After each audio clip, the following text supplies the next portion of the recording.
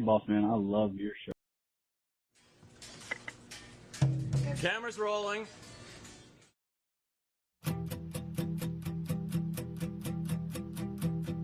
Baby, I'm too young to know any better, but I guess I'm just too old to care. I'm waiting on the morning light to clear the air. Now the sky is on with regret, letting go that you pay flags. All the silence that keep me coming back. I'm the one that you hated. You know, the one you didn't want to believe. The one that you hated. Take a look at it now. I'm the one that you created. The one that you hated.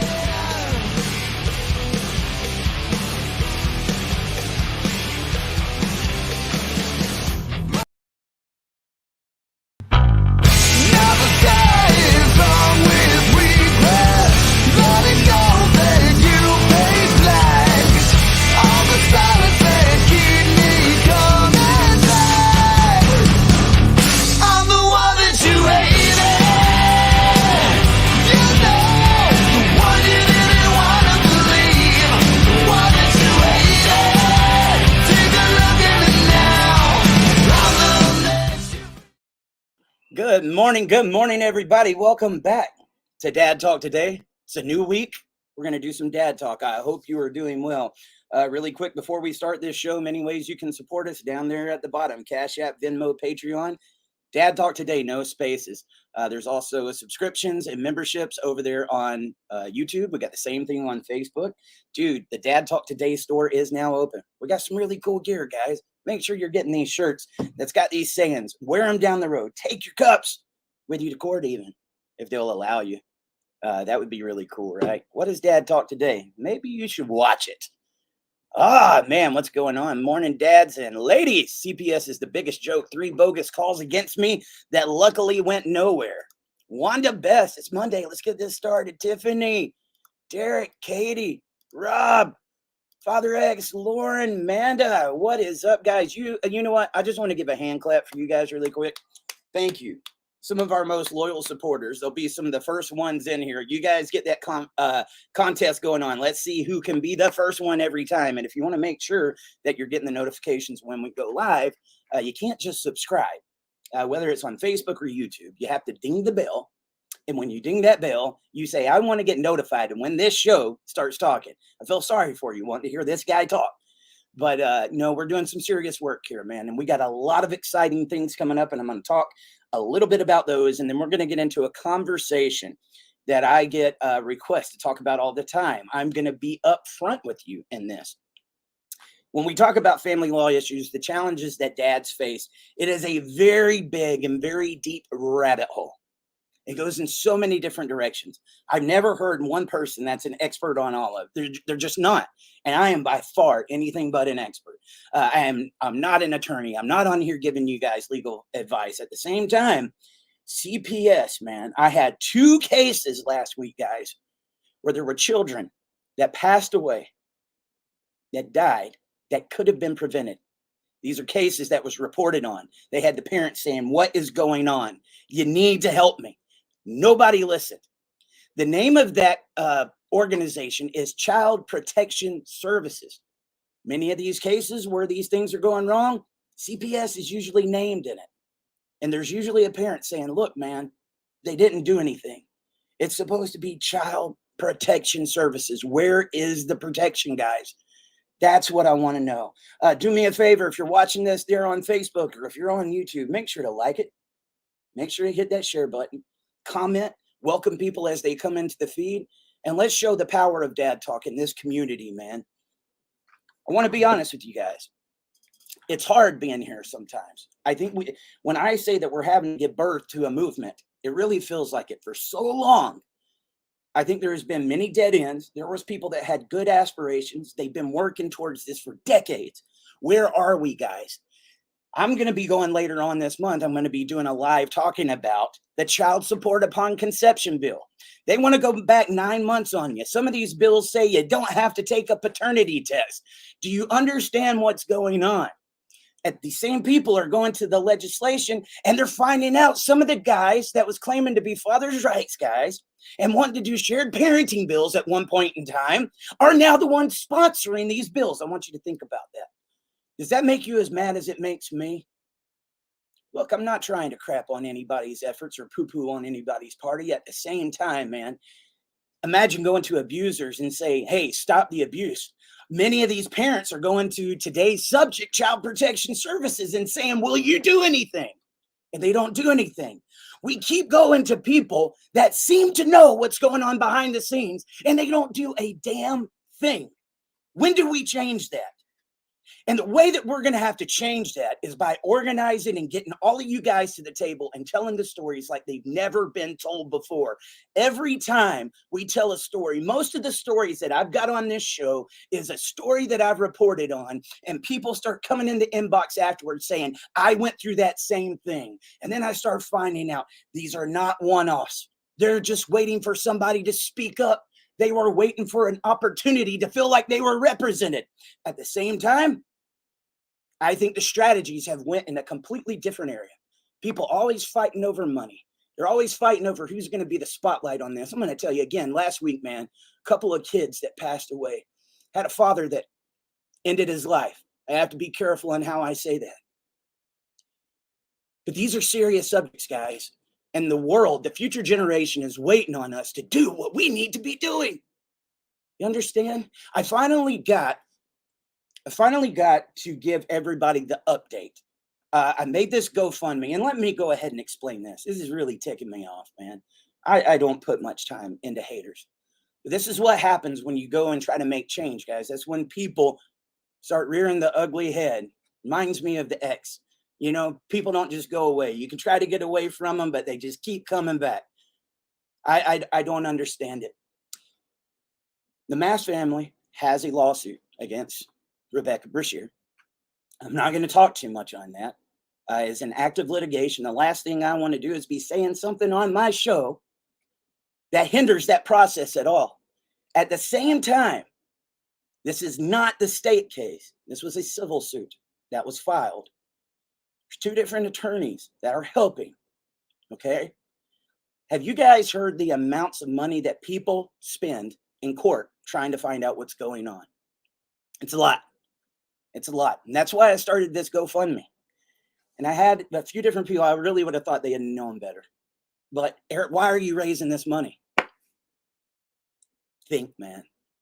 For the past 2 years, you know how hard it has been. People asking me questions because I want to do what's right. And I want to make sure those kids and that family is protected. I say, I don't know. I play stupid sometimes because we have to. If there's something out there that's obvious, guys, put 2 and 2 together. That's all I can tell you. But I want to get to this fundraiser because this is something that I take very serious. They're going to need it. This is the only way that I believe we're going to get justice. We're at 3,800 now out of 50,000. 50,000 sounds like a lot of money to every single one of us. I wish I made that in a year. I'm serious, man. At the same time, that's a drop in the bucket when it comes to fighting this case. But John Mast has a very big place in my heart, man. And I know what it's going to take. John's not here to fight it anymore. He spent 3 times that amount while he was alive fighting just to be inside of his children's lives.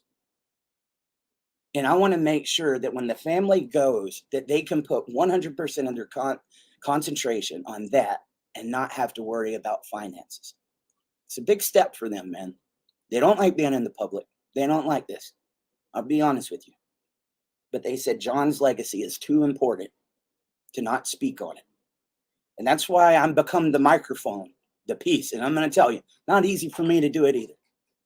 But I'll tell you what, guys. That is the first time I've raised money on Dad Talk in a very, very long time. I say Patreon, Dad Talk, the Venmo, and the Cash App. And that's for people that love what we do or get something out of this show that willingly want to help us. And I'm telling you, there's not enough help we can get. At the same time, we're coming on every day, right? We're keeping this platform going.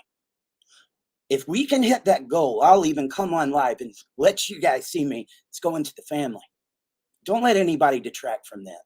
I've heard Eric's, oh, he's raising money again. He's raising. Yes, I am, damn it. What are you doing? You guys raise money all the time. What are you doing with the money? I can show you where we're going, which is another thing. We got some exciting plans coming up, guys. This is a very busy month. One of the busiest months I've had in a long time.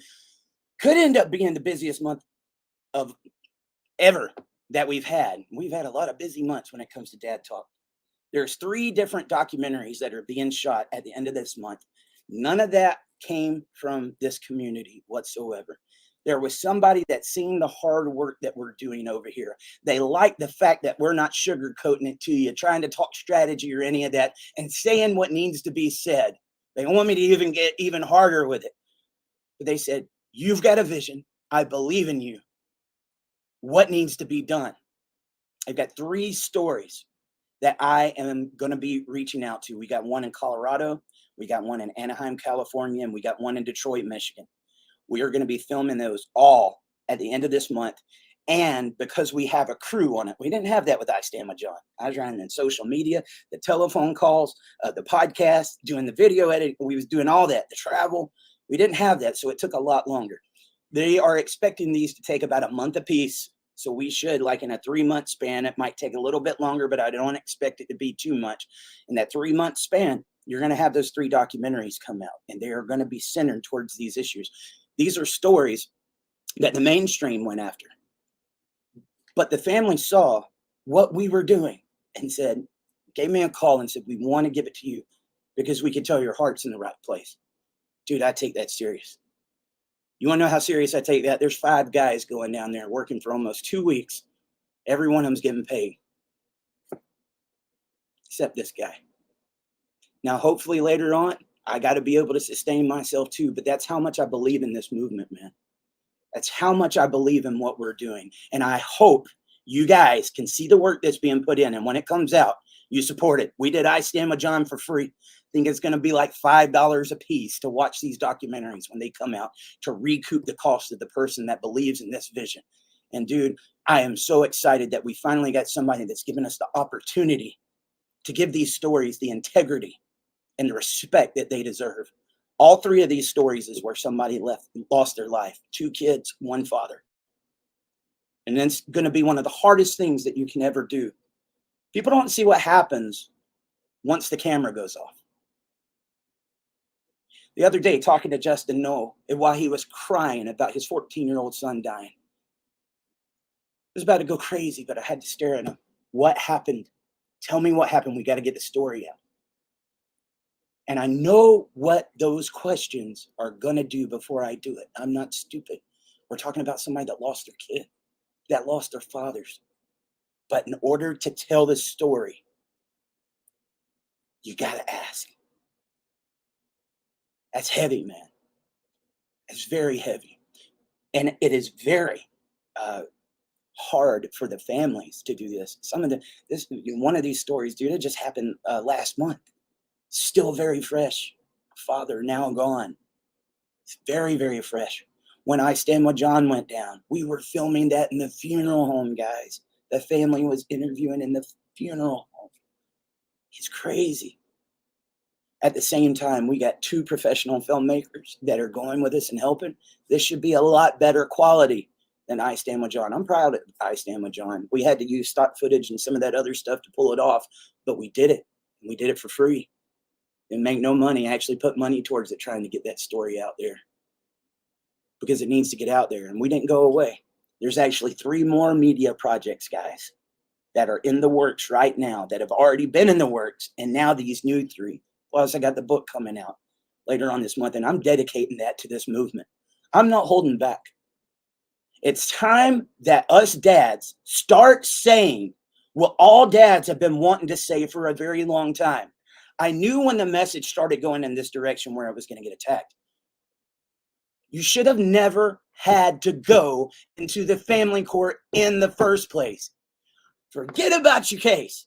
If you are a good dad that had no reason to have your kids kept away from you, You weren't on drugs. You weren't abusive. You weren't any of these things. You should have never had to go in the family court in the first place.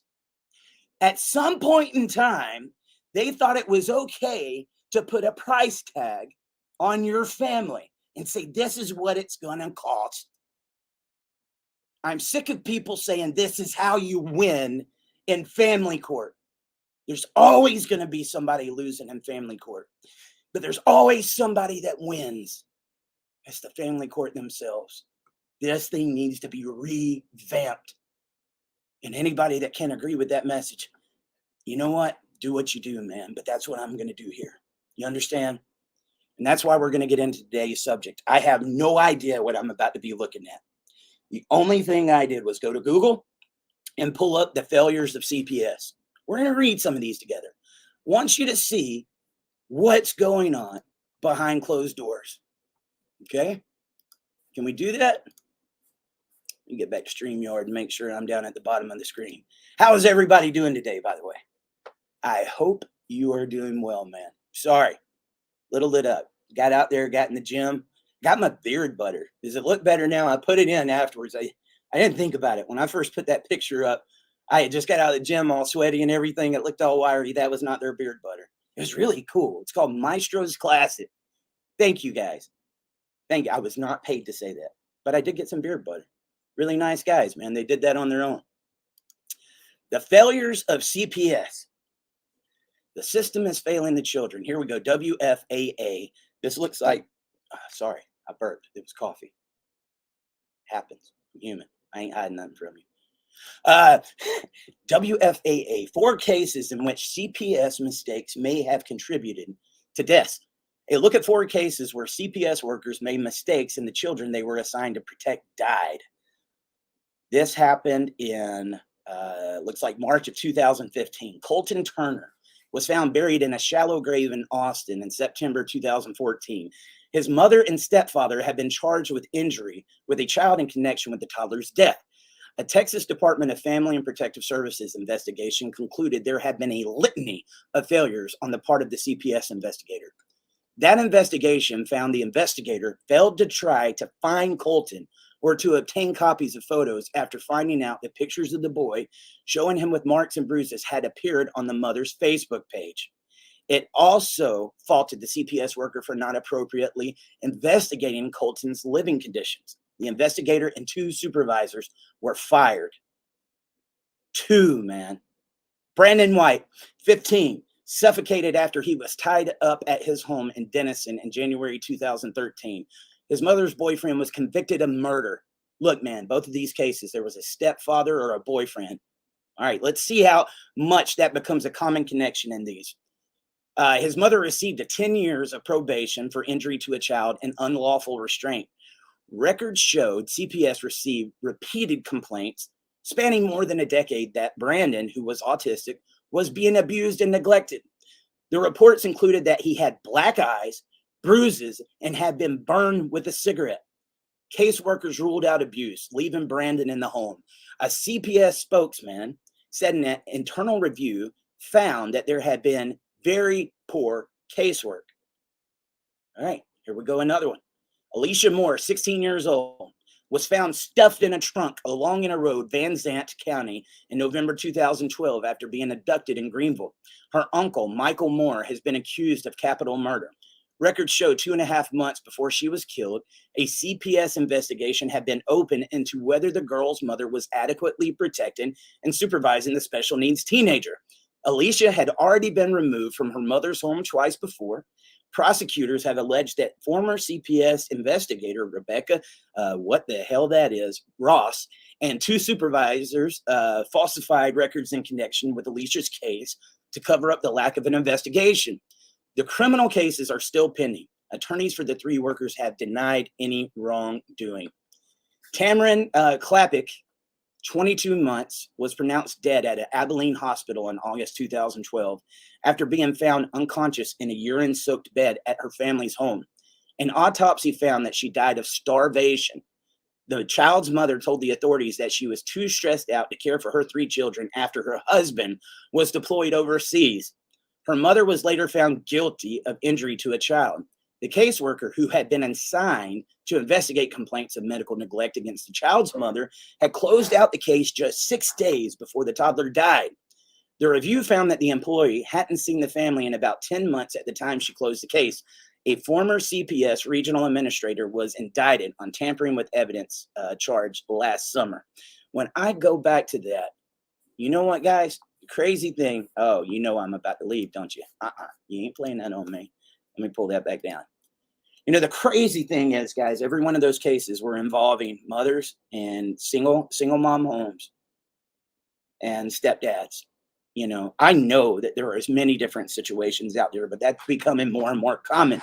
We had the one just a couple of months ago. I was talking to the grandmother. She fought tooth and nail with CPS to get custody of her granddaughter. What happened? They found her at mom's home, her corpse up under the stairs, where her and the stepfather had let her stay there. There was another kid, very malnourished, almost died.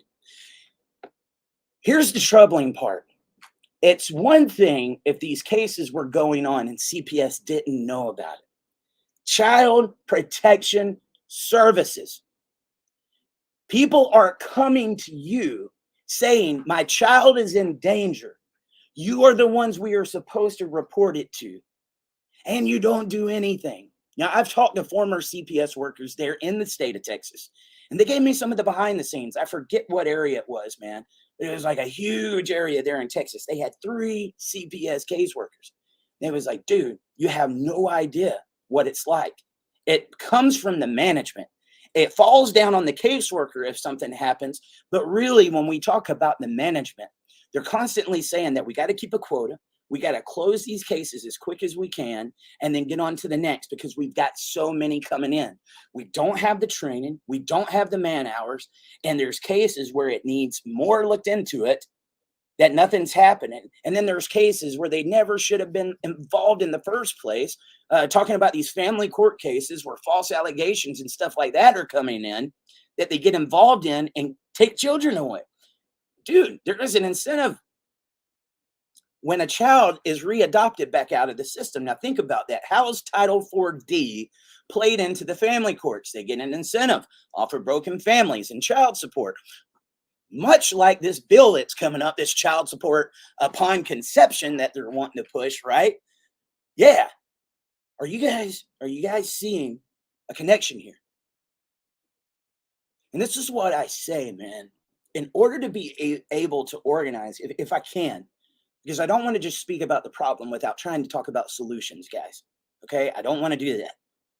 I know at the same time, one of the mistakes I made with Dad Talk and all that traveling and stuff that I was doing, I was trying to get in a little bit of everywhere. You can't do that. Dude, we're very few people that can put the time into it. There's no shortage of cases to report on.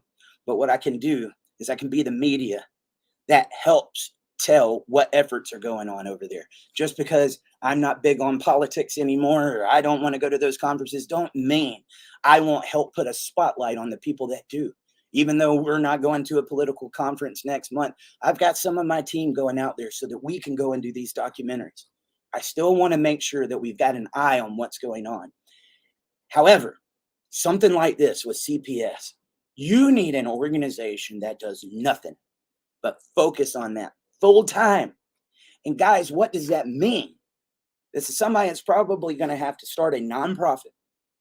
They are going to have to raise money, find some grants, hire workers, and they need to be on this 24/7.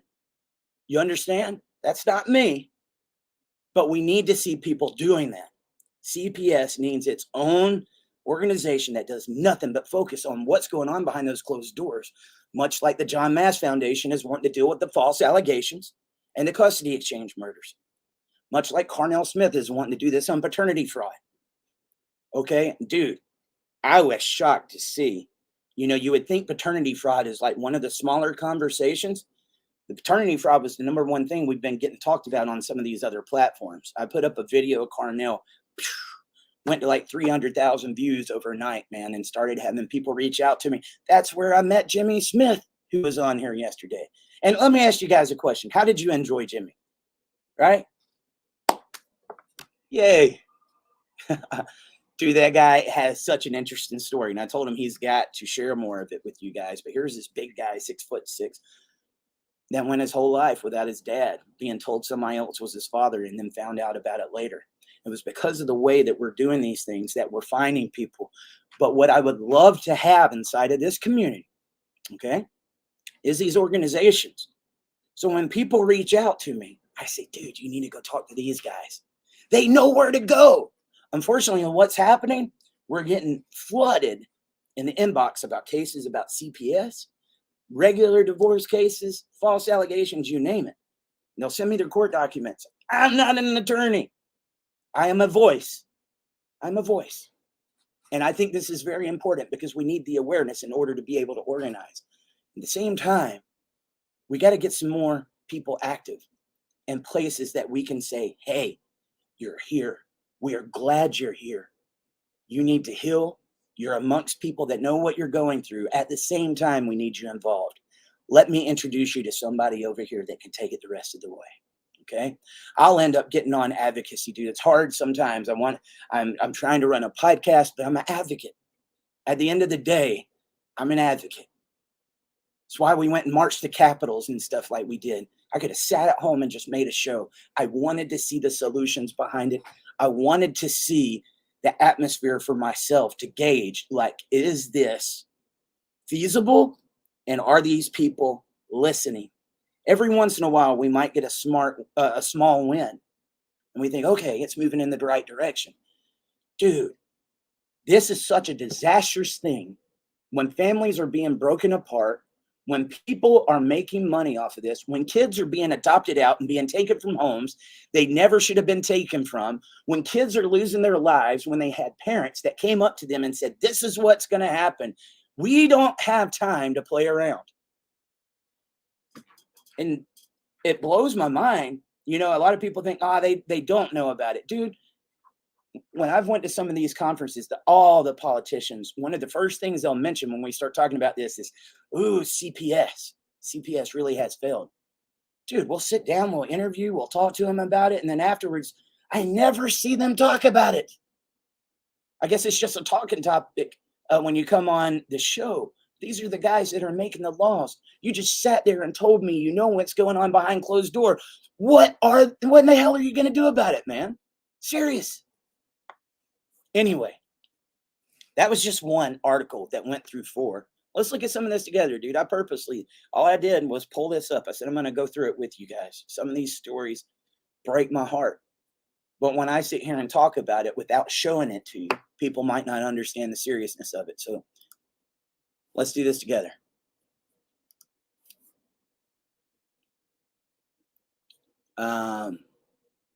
Riverhead Local. This is February 9th, 2020. Abuse, cruelty, and a system that failed a child it was supposed to protect.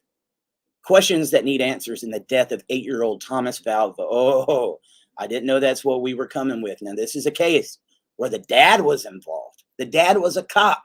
This does happen to moms too. Do I think it's very lopsided? Absolutely. But if you ask me, this is one of those cases without a shadow of a doubt. What Justina Valva had to go through is just nuts, dude. Questions that need answers in the death of 8-year-old Thomas Valva, who died of hypothermia after being forced to spend the night in a freezing garage at his father's Center Morich's home. The tragic death of 8-year-old Thomas Valva in Center Morich's last month leaves the communities of Long Island in prolonged and profound grief. As some details of his cruel end unfold, tearful eyes quickly turn to Suffolk County's Child Protective Services, an agency whose title defines its critical mission. But is CPS just a small part at that, of what failed young Thomas? CPS is a bureau within the Suffolk County Department of Social Services. Any credible report of the neglect or abuse of a child requires CPS to find and interview that child and others in that child's life and connect with the source of the report. If the report that prompts the CPS investigation proves accurate, the report is founded, and CPS caseworkers take steps to end the harm the child suffers. Often, CPS will petition family court for an emergency order to remove the child for placement with others. CPS, in other instances, might keep the child with custodians and formulate a service plans for them without court involvement, later petitioning the court to intervene if the custodians fail to cooperate with that plan and remove the child after all. In the case of young Thomas, it appears that CPS entered his and his family's lives amid his parents' court battle for divorce that started 4 years ago. CPS sought and obtained a court order to place Thomas with his biological father and the father's girlfriend, who had 3 daughters of her own. At this time, there is reliable information that CPS received frequent reports from Thomas' school of a boy troubled and hungry, sometimes with physical bruises and cut. School personnel are mandated reporters of such information. Reportedly, CPS helped convince the court to hand down an order of protection, requiring that the father refrain from abusing the boy, who had autism, along with an order for CPS to supervise the household, meaning regular and sometimes unannounced visits, and otherwise to monitor the custodial home. This home supervision obligates CPS to petition the court to reopen the case if they discover that any risk of the child might occur. Thus did Supreme Court in Nassau County and Family Court in Suffolk County put into motion a plan for the boy's care and custody that all parties agreed upon, though the biological mother objected, as she says, without success. This is Michael Valver right here and his wife, the dad and the stepmom. This is a sick case, man. If you guys haven't heard about that, that might take a little while to go over. That's one. If you look at the Thomas Valver case, I didn't know that was the one that was going to be pulling up. I know a little bit about that story, and from what I can tell you, that's what I said. Sometimes mothers can go through this too. And in this case, her ex-husband, the one that you saw on the screen, was a cop in New York. Dude, every one of these places have some level of corruption. Places like New York is on another level, guys. You have no clue. On a completely different level. But that was a case where she had told everybody for a long time, this is what's going on. And I didn't know I didn't have my microphone hooked up. So hopefully you can hear me better now. But she had told everybody what was going on and they didn't listen. They ended up finding little Thomas dead in a garage, died of hypothermia from being starved. This went on for a very long time. And the dad did some stuff out after that, dude. I just can't mention right now. And we just now got justice for us. It was very similar to the John Mass case. The Valva case went down, I think, before the Mass case. And we just got some solutions and some answers for that. It took that long. You know what really pisses me off about the courts is if it comes to the Title 4D money or the child support, they'll get you in there like that. But when it comes to getting justice, when it comes to getting your kids, when it comes to helping these families, justice delayed is justice denied, as Martin Luther King Jr. would say. You know, guys, I mean, I can pull this up. These stories really hurt my heart. I'm not going to lie to you. They're hard to look at, but let me just back up really quick. If you go down here and you just scroll, let's get past the ads. Oh, we popped up on the front page. Awesome. Thank you, CPS. I know you'll love that. Just scroll down through here and see the thousands of stories. Look at all these kids on here. There's one with a bruise. Man, I'm going to get off of that. I can't even look at it.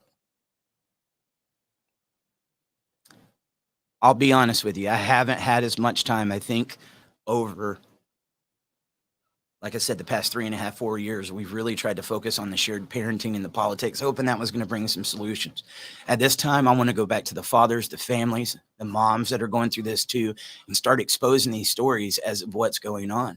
You guys need to look up Nancy Schaefer, though. Anytime somebody's went to raise the alarm and say, this is what's going on inside of Child Protection Services,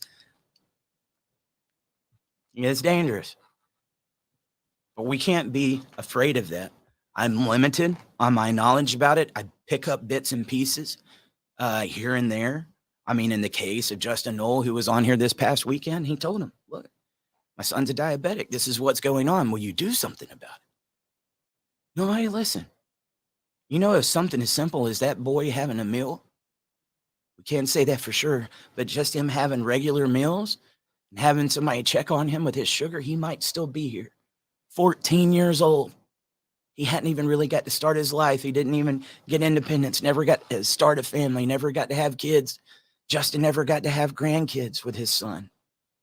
That's what your failures are doing. And if you want to understand how bad this is, sometimes people have to put themselves in your shoes. If any of you workers, you legislators, attorneys, whatever, you got families, if you're dads, I want you to think of what that would be like, standing in those shoes, walking in those shoes, and that's happening with your kids. Does it hit a little bit different now? When you think of it that way, it doesn't just become another story or another link on Google, does it? It becomes reality because I want to protect my family. What the hell do you think these parents are trying to do? Serious. Would you want a price tag put on your family? Would you want somebody overlooking these steps in your families? If it was happening to your kids, then why are you letting it happen to everybody else? Can we not just have the country for once get on one of the many issues that is breaking apart families? It's crazy, man. Fatherlessness is only talked about most of the time when a mass shooting happens. It is. I'm going to get at some of you guys' comments. Mr. Randall Oliver said, good morning, and we need to pray that God changes this system. Our kids' lives are at stake. It really is, guys. Like I said, I take this very serious. And thank you for being here. When you guys are commenting and letting us know that we are doing what we need to be doing, it's very encouraging. Because I tell you what happens when you get in the thick of this. I wake up every day afraid to look at this phone because I never know what I'm going to hear next. I used to be excited to get on this show. I used to be excited. And when I had that passion back then, or I'd start speaking louder, I'd get in this microphone, it's because I was excited to be putting my passion behind something I believe in so much. Now when I do that, there's anger, there's sadness, there's frustration, there's everything built up in there because it's like, why are you failing these kids? These parents? Do you know how many times I've heard people say, oh, it's not about the dads, it's about the kids. And then dad gets killed at the custody exchange, trying to go get the kids, trying to be a parent. And we've made it so popular to say, it's not about the dads. Yes, it is.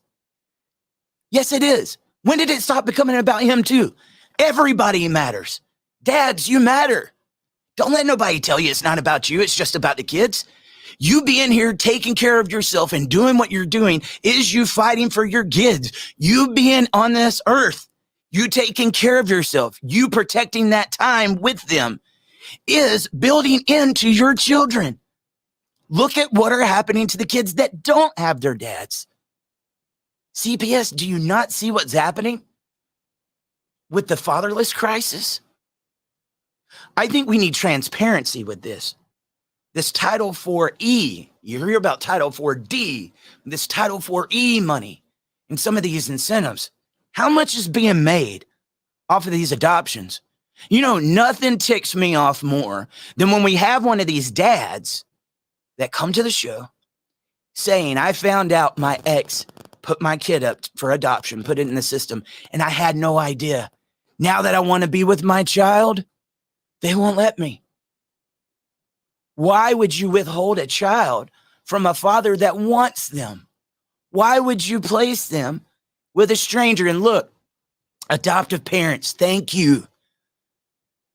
That is amazing that you can take a life that you didn't create and make it like your own. Because there is a lot of kids out there that don't have a good mom or dad. And you are amazing. At the same time, to those parents, I know you've gotten attached to that kid. But if you knew there was a dad back there saying, she didn't even let me know, I want to be a father. He made that child. Would you want your children ripped out of your arms? And once the guys go, if it was already adopted, because you are a dad and you have no rights, there's not a thing you can do about it. Unless you put yourself on the Responsible Fatherhood Registry. And why would they protect your right then? Because you just signed yourself up for child support. We've got to make money somehow. If you don't do it on the Fatherhood Registry and sign yourself up on that child support, you know what's going to happen? A lot of times, this person that's not wanting that kid will end up keeping that kid because you sign up for child support. And you know what? That kid might end up growing up in a house where there's no love, or there's nothing there, but they're making sure that they're around because that check's coming in. That's the reality to it, man. Why would you keep these dads from a loving father? Now let's go into these homes where some of these instances are happening and there is good explanations for it. How many of you ever got hurt as a kid? I want to show you how easy this is to go in the other direction sometimes. Let me get some coffee real quick. I'll tell you a funny story. I'll do this at my own embarrassment, okay? I remember one time I loved taking baths. Even now, I haven't been doing it, but for like the past couple of years, usually what I do, it takes me a long time to wake up, man, because it takes me forever to go to sleep. So one of my rituals is to draw me a bath, get in the bathtub, so until I wake up with my coffee and read my emails. Like, let me get through as much as I can before I start my day. And this is helping me wake up. But I've been that way ever since I was a kid. I always preferred baths. I don't know. Just like them. I like chilling out or whatever. Maybe that's not a manly thing. Kiss my butt. But there was one time as a kid, I was in kindergarten and I had been splashing the water out. And I was a very rambunctious kid. And I remember running out to like say something to my brother or something, just acting up, being a kid. And then I went to run back in there to get back into the bath. And because I had spilled all that water, what happened? It was like a scene off of Home Alone or something, dude. I slipped backwards and then slide straight into the toilet bowl. Pow! Dude, my lip was busted. I mean, purple, blue, the whole 9 yards. I didn't know what was happening at the time, but the next day I go to school and my teacher, principal, all of them get me in the corner. What happened with you last night? Is anybody doing this to you? What's going on? Which, you know what? God bless you. I know you think you're doing the right thing. But sometimes this could just be that somebody is being a kid, right? And that's why you need to investigate CPS. Because I had a loving family. I had an intact family. And here I am being questioned out of my own stupidity for busting my lip and hitting myself on the toilet. Right? Now, luckily, nothing ever came out of that. I was just questioned, and I told him the truth. It's like, look, I hit the toilet. And I know that was probably an out there story, but it was the truth. But I've heard of some of these cases where some of this has happened. Kids are going to get hurt. Okay? I don't care how good of a parent you are. I don't care how careful you are. At some point in time, they're going to have a boo-boo. They're going to have an accident or whatever. And you know what? It's life, man. None of us are perfect, especially not kids. They think they're invincible. I can jump off the top of the house and I'm going to be okay. I mean, think about back in our days, dude, trying to, I saw one of those memes on Dad Talk the other day that Cheryl had posted talking about all the wussies that we're raising nowadays. They don't even make their own sketchy ramps to jump off anymore. That is so true, because I was that guy. I'd make these ramps looking down at it like, that's just, no, it's not going to happen. Let's do it anyway. Right? Then I'd end up with a mouthful of rocks, daredevil, and jump off the top of the house onto the trampoline, whatever. At the same time, would I take any of that back? No. I was a kid, right? And I learned my lesson. Those rocks didn't feel good. And I learned if it looks sketchy, you probably don't need to do it, dude. And there's a difference in safe learning and other.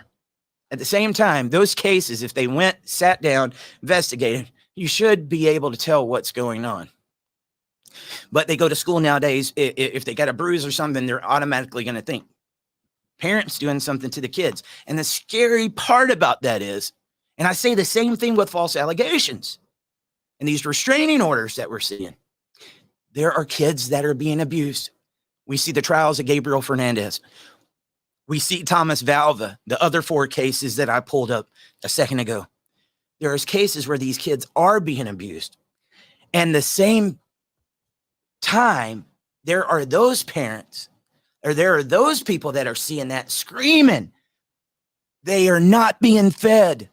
They are being abused. Will you look into it? Look, man, all of those cases were closed. They were closed. What ended up happening? A child died. And it seems like sometimes the kid that needs it doesn't get it. And the kid that doesn't need it is the one that gets it. And I think a lot of times, I'm wondering if this plays into money. You know, can't say that's all the time. But maybe on the time, the kid that doesn't need it's got a family, an intact family that does love them and that will pay and fight for them. That's what it feels like sometimes.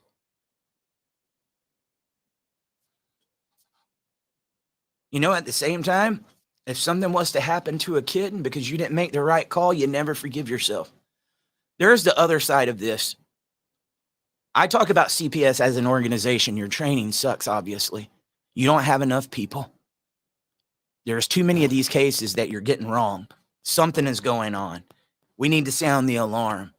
At the same time, for that caseworker that goes in there, a lot of the times they probably think they're going to make a difference, right? They get in there. This is your training. This is what you need to do. One of these cases happen, or you're going into these houses where you're seeing this go down with kids. I know what it does for me on the podcast. Just talking about these stories. I can imagine being there in person and seeing somebody that you want to help. That's why you need more workers. You need, I don't say CPS needs to go away. You are needed. But in a lot of these cases, you aren't.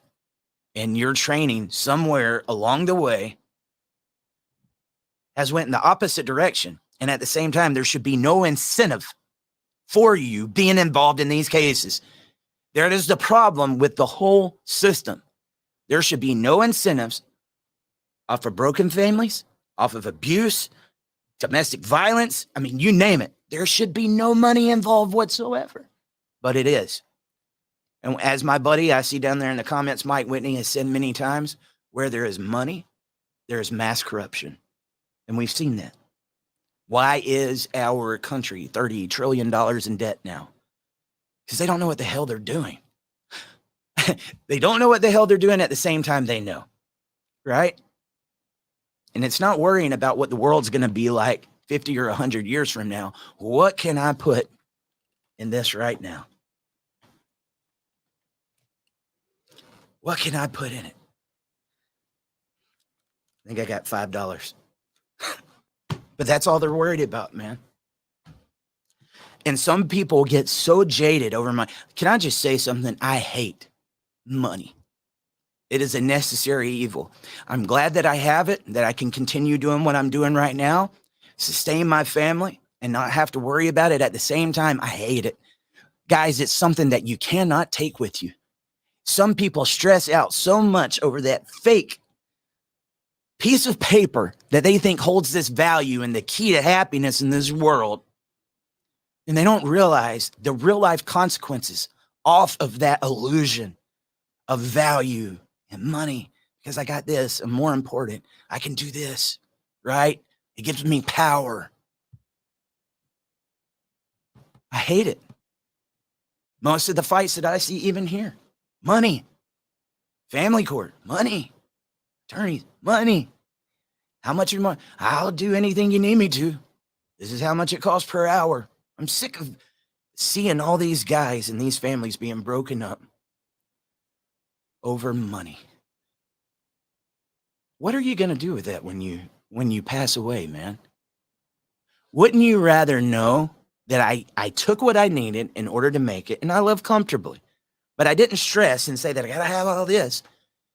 But at the same time, while I was doing that, I was working towards a better generation for my kids and grandkids. Because they can look back. Not only can I pass this on to them, they can say, my daddy fought for me. My granddad fought for me. But I don't think we're talking to people that think like that. Money blinds people. It does. It blinds people.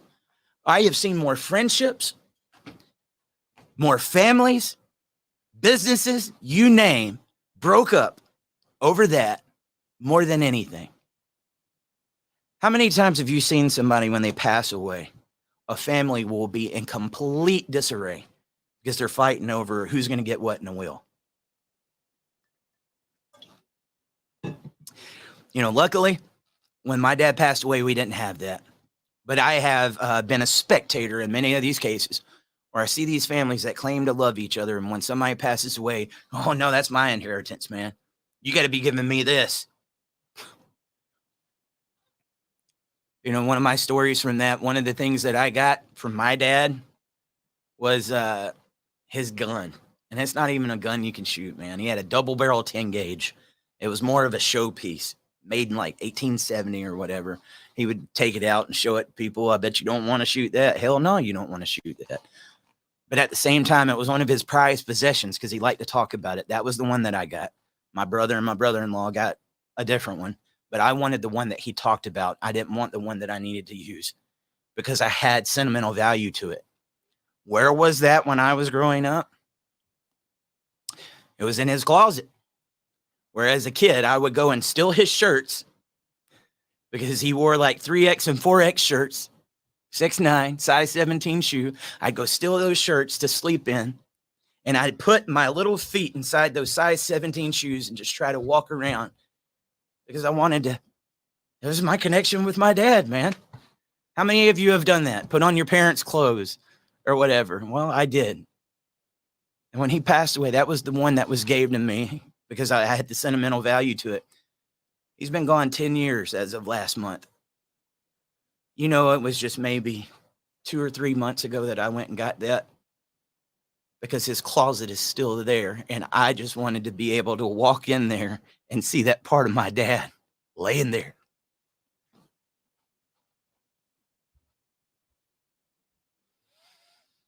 See these families letting that fake illusion, that dollar, tear you apart.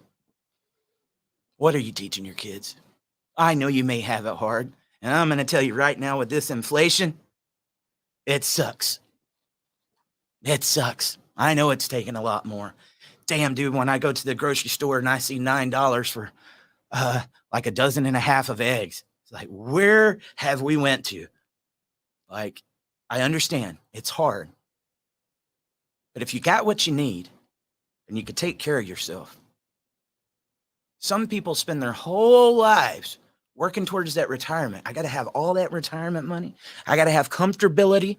So when I turn 65, I'm okay. I can take care of myself and I can go on. How many of these guys are making it to 65? There's so many people that invest their times in their life into building towards this illusion of retirement that they never even make it to, and they never get to experience what I feel is the true meaning of life. And that is making sure that we leave a better world than the way we found it. And right now, when you got stuff like this family court and CPS and some of these other organizations that we see that are getting this incentive money, I ask you now, do you want to put your efforts towards the illusion that everybody thinks they want, the white picket fence, the house, the car? And you should have that, especially you hard workers. And I appreciate every single one of you guys getting out there and grinding and doing what it takes to keep the world going around. Thank you. But at the same time, we need to be making sure that we're doing our part into the sustainable change, because when we die, man, the one way we can take care of our families is to make sure we fought today, man, and give them hell. Am I making any sense to you? I might sound crazy. That's what goes on inside of my head, dude. That's what goes on inside of my head. That's the way I feel about it. And so when going to make these projects later on this month, I said, don't pay me. I know that they will take off and maybe I can take care of myself later. I just want to make sure that these stories get out there. I believe in this movement so much.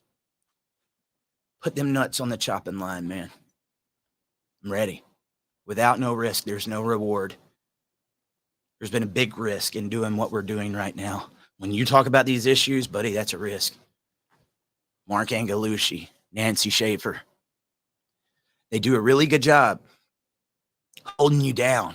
Imagine if there was a platform a platform that was louder, more aggressive, that had the people ready to see this change.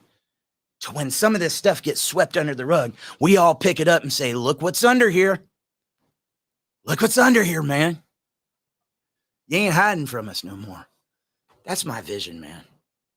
That's my vision. And I think when that day comes, legislation might be something that might make a little bit more sense.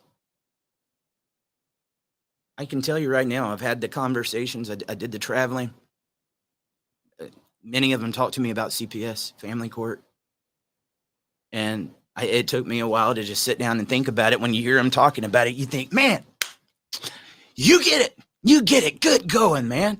Like, I'm proud to know that we got somebody like you, an officer that's running for office. Does you no good if they don't talk about it. Right? And anybody that would say this, I know this about it, and give me that knowledge. And then once they get an office to where they can make the laws for this land, protect families, to protect our economy, everything that we hold dear, kids should be one of the number one priorities, and you turn a blind eye to it. Whew, that speaks more volumes than anything, guys. Anything. Tinfoil hat, right? I want you to step back and see the war zone that this is going to have to be. As this movement progresses and that word gets out there more, guess what happens? Resistance. It's going to come. Anybody that goes to speak up, don't listen to them. They're a bad person, this. Or restraining orders, allegations. Let's be honest. Anybody that speaks up, how easy is it to make an allegation? Because if I can prove they're lying, what happens? You know what? Good job, Johnny Depp. I'm glad you got answers for it. You know, the thing that sucks is I watched as the world cheered for you to get that. And I'm sitting here talking to hundreds of these guys every single day, going through the same thing, and nobody's freaking listening to them, man. Amber was, she was child's play. In many ways, she was child's play. That was a bad case, but what about when this 5-year-old dies at mom's house drinking bong water? I've still got to play that interview for you guys. I'm going to tell you, it was one of the hardest things I've ever had to do. I get on camera, we do this interview with Justin, and he's breaking down. His son just died 8 months ago. We do that interview. I go straight off of it. 20 minutes later, go into another case where a 5-year-old lost their life. People should be outraged. Outraged, man. And the thing is, you shouldn't be waiting for people to come and say, here's the story. Look at that. How long did it take me to start looking up those cases? Look up CPS, failures of CPS on Google. Look up profits from family court on Google. Educate yourself. It's there. I think people like being comfortable. They like to shield themselves from it, you know? If I could only tell you how many comments I've got, like, man, I can't watch this. You're making me sad. I wish you would just keep the funny memes going. You know what? The funny memes, stuff like that would probably even grow bigger than what we got it right now. I know that. Probably make it a comedy show. Maybe it will get a little bit better ratings and stuff like that. But I'm not trying to make myself comfortable. I'm trying to make a difference. Imagine saying, I can't listen to what all these parents are going through because it brings me down. When you become one of those parents, you'll wish somebody was talking. You understand? And you won't know that you're that parent until you're sitting there and it's your story. None of these guys knew that was going to happen. A lot of them had a clue. I believe John Mast had a clue. But imagine, I don't want to talk about this. It gets me down. Imagine being that person, these two dads standing over that grave of their kids. I've never even been to a funeral where it was a kid involved. It was hard enough looking at John Mast. And one of the things that, oh man, it hit me like a ton of bricks last night. We've done a lot of stuff here I forgot about. You know, the case with the 5-year-old, it was one of the first cases that I reported on here at Dad Talk. We raised money like I'm doing for the Mass family now. And we bought that child a tombstone. And I remember doing that. But when they found out we was coming out there, they said, Eric, I want to take you to see the tombstone you bought. Knowing that we're going to look at the tombstone of a 5-year-old boy.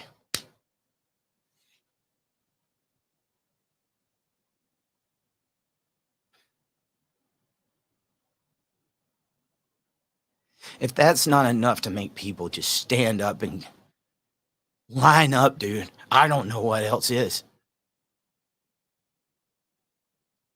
I don't. Wanda, we have failed these children. We are all responsible.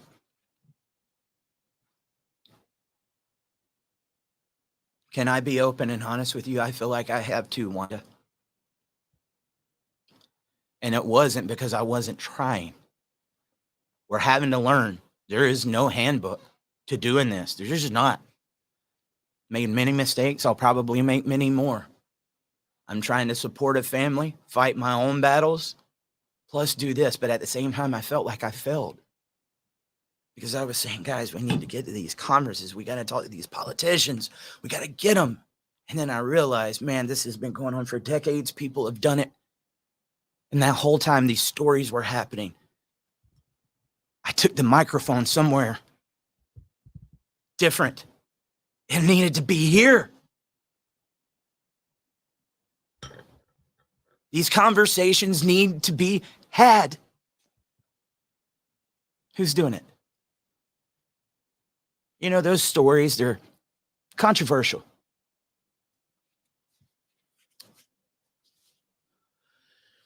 So the media can get one day full of clicks on it. And if they get enough, we'll do it a couple more times. But in the meantime, it's nothing. You know, I heard, I got to be careful. I was about to say something. If you want to know a little bit about that point, go listen to when Joe Rogan interviewed Matt Walsh. They was talking about how much advertising a certain place owns with the media. I'm sure you can probably guess it. They were trying to get a lot of you guys to do something over the past couple of years that a lot of people said, I don't want that. Okay? Don't say it on here because I don't want to lose my platform. At the same time, 70% of media owned by that corporation, special interest. You expect to get real news? You expect real conversations to be had? There's no way, man. CPS, how much money are you getting? If CPS is having these failures, are they going to the media and saying, we failed? We need to do better. We need to take more of that money and put it into getting more workers. We need better training. This is how we need to get better. We want to help you. We failed. Let's move forward. I don't see any of that. You just heard me say, I wish I would have done something different, didn't you? I have no problem telling you. I make mistakes all the time, man. I do it with a good heart, thinking I'm doing the right thing. But the last thing I can do is come get on this screen and tell people they need to fight for this movement and they need to get hope and they need to do these things. And then I'm not practicing what I preach. You know, you're not going to get that with mainstream. You're just not. Guys, I got a lot of work to do. I usually been going for about 2 hours. I'm probably about to start wrapping this up. I really felt it in my heart because we barely scratched the surface when looking into that. Similar to what I did with the child support conversation, I'm thinking that maybe later on this week, we need to revisit the topic of CPS. And what I want to do is open up the phone lines for it. Tell me what you went through. Be careful in saying what you're wanting to say because I play it on the show. But at the same time, we're going to open those phone lines. And I want those CPS stories to come to us so that I can use this platform to amplify your voice. That's what it's for. Would you guys be okay with that? And when you come and encourage and make sure to prop up the ones who do it. That's what I would ask for. Let's do that. With me being gone 2 weeks, I'm going to try to make sure the show is still going. Going to be gone for 2 weeks, but I still want this daily podcast going. There's people that depend on it. Show up every single day. I asked Mr. Cornell Smith last night if he would love to sit in. He said, yes, absolutely. Would you guys like to see Cornell again? I got to get with Mr. Dwayne Ward. I don't know if he's on this feed. We got to find out something. I just know this. We'll make sure there is something going. At the same time, if you need something, you got the Dad Talk Today support group, 100% free. You just got to request to join. And once you get in there, you got tons of parents that you can talk to that are going through these same issues. So if you're going through a horrific case, you feel like you need somebody to talk to, you want to tell your story, there.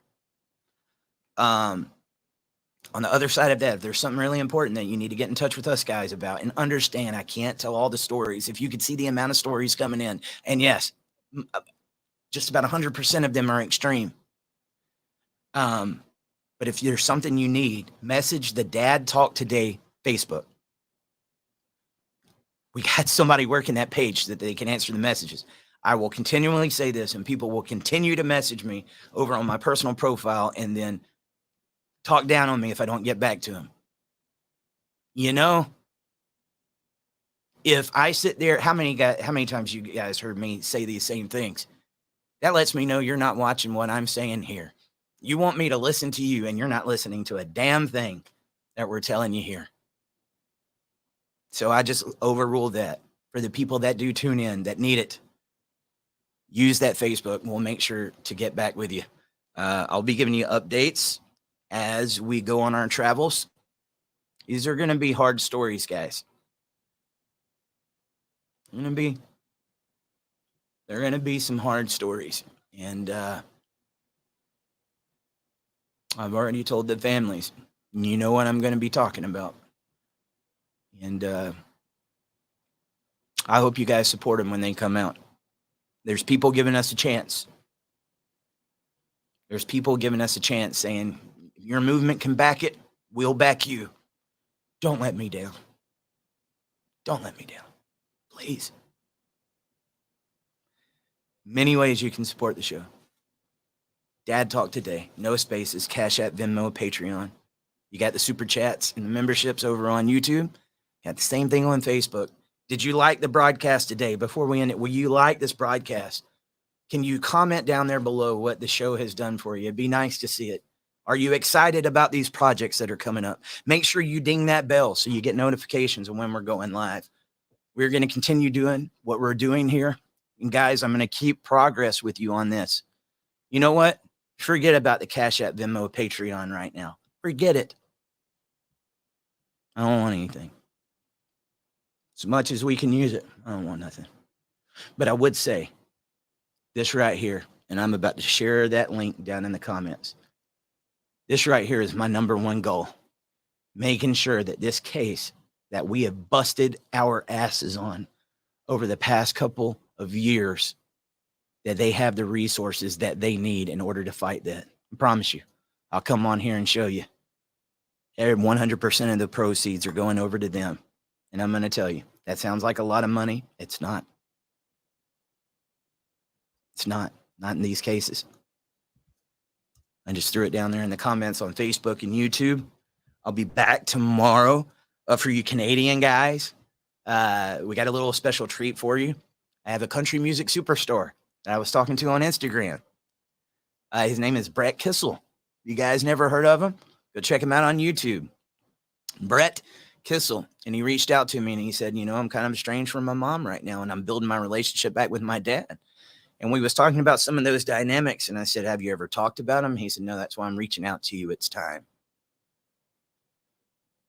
So I can't tell you too much about what it's about. That's what I know about it. But it's cool to see this going down. Also on Sundays, man, I appreciate Jimmy doing what he's doing. There's going to be some guys, I don't want to date. I don't want to hear that or whatever. Then don't tune in. There is a lot of guys that love that information that was coming out yesterday. And I'm not going to lie to you. I sat back watching that show and heard Jimmy talking And I was like, dang, dude, he is on it. One of my favorite things that he said that you guys, I want to make this go viral. And it's not me. It was him. He said, make sure you're not treating your woman like a celebrity, because that's when she starts treating you like a fan. Boom. Boom. Holy crap, dude, if that wasn't true. I mean, even for you guys that are married or whatever, there was a lot that he was dropping in there. And I was like, we need to hear about this. And I want to make sure that we're rounded in all of the conversations that's going on here, whether it's paternity fraud, it's CPS, talking to some of the celebrities, letting them get out. I had a bad relationship with my mom, or this is what went on. There's so much that needs to be talked about that I would say this to you guys. If we want this movement to take off, we got to start changing some of the things that we do. I had nothing but positivity yesterday. One comment. It's not to bring up haters. I just want to address something. He's like, this is the worst thing I ever heard. You know, I don't like what the guy's saying. And I was like, dude, you know, that's what we are conversating about. This is called dad talk. This is for dads to talk. Did anywhere on this broadcast say, before you turn on that screen and you look at me, you have to agree with everything I say? Absolutely not, dude. I'm okay with that. As long as you got respect and you want to conversate about it, Eric, I don't agree with what you're saying. It's fine. Let's bring it up. Let's talk about it. But that's how dads build other dads up. When you go and start doing stuff like that, that's when it crosses the lines of insults. Dude, part of the reason that we are where we are, guys, is because dads and our brothers haven't been building each other up. They always think, oh, no, I know a better way. I don't like the way he's saying it. Oh, don't listen to this. Listen to me. That has become a new way of promotion nowadays. If you don't like somebody, do smear videos on them, hoping that people that watch him will come follow me. I don't play into that, dude. Let's keep this community loving, warming, welcoming, and learning. I can tell you, 3.5 years ago, I came on here just as confident as I am now. If I look back at myself from 3.5 years ago and those things that I was saying, man, I'm telling you, this is it. I can look back many times and say, I had it wrong. But had I not had good mentors around me, had I not had an open mind to say, I'm willing to learn, I'm willing to be wrong, I couldn't say that to you.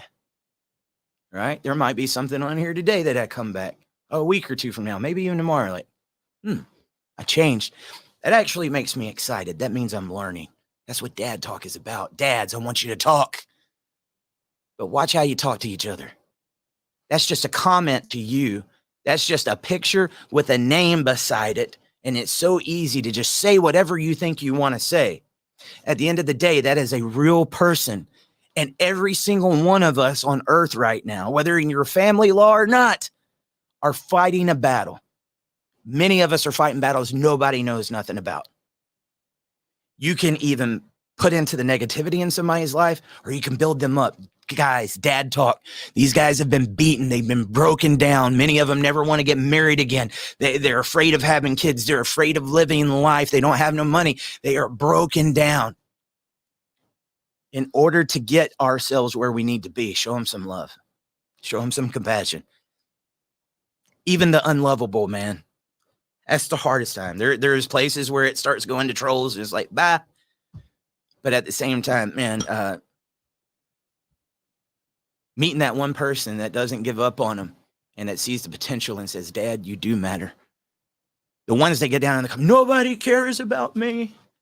Dude, stop that. That's not true, especially not if you're here at this show.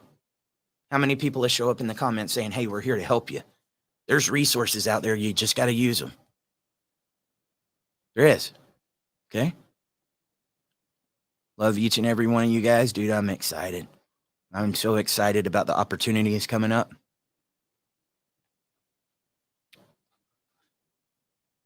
Because I know once these stories hit people's ears, I'm hoping we're not that far gone in society that when they see these stories of these kids that are losing their lives, they say, okay, yep, it's time. All right. Let's keep the focus on that. Child Protection Services. Where's your protection? Where's the protection? I'm hearing anything but. Let's get back into that conversation later on this week, and let's take your calls. Guys, I'm opening up the phone lines now. If you got something going on with CPS or you've had an experience, 762-441-0281. I'll see you next time. Hey everybody, Eric Carroll here. Thank you for tuning in to another exciting episode of Dad Talk Today. While we fight for you, we would ask for you to please help fight for us. Like, subscribe to our channel, and ring that bell so you get notifications every time we go live. There's also Super Chats, patreon.com/dadtalktoday, and other ways you can support our channel. Thank you for being